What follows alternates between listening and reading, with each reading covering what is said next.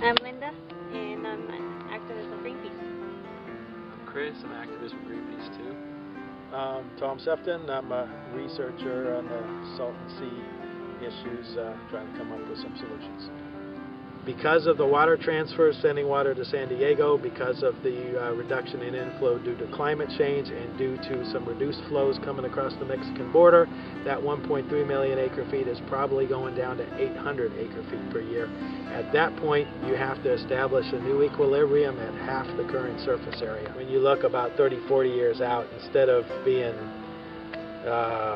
50,000 parts per million salt like it is now, which is okay for desert pupfish, we're looking at 300 parts per million salt, which is pretty much saturated salt.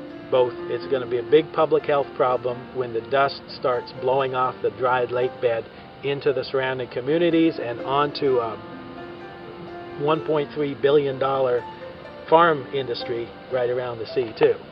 So that's going to hurt the food supply, it's going to hurt the public health, and when that salinity gets a little higher, just a little higher than it is now, the millions of fish that are surviving in this sea right now and that are supporting thousands of pelicans and egrets and herons and other fish-eating birds, that fish population will collapse, and you will have a situation where there's no more food for the birds, and a major stop on the Pacific Flyway is just cut off with no other option around it because of the fact that so many of the wetlands that used to be available close to the coast are parking lots and shopping malls and whatnot now. My dad actually invented the desal technology that we're testing here back about 30 years ago. So what you're doing is you're pulling the salty water out of the sea and then desalinifying it and then putting that fresh water back into the sea? Yeah, that's the initial concept, and what makes sense is to turn the southern end into essentially a renewable energy powerhouse. As the playa dries down, you've got a variety of renewable energy plants.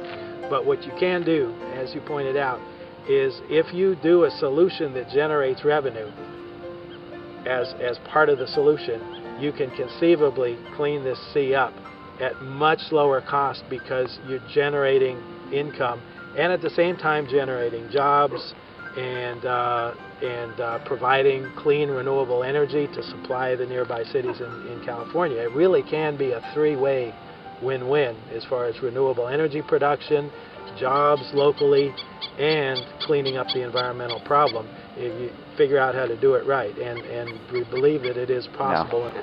How can the community and anybody outside of Salton City help out and get involved? I would say the most important thing is just to raise your voice and let local and state politicians know that you're behind doing something about this, number one, because this is an ecological disaster in the making.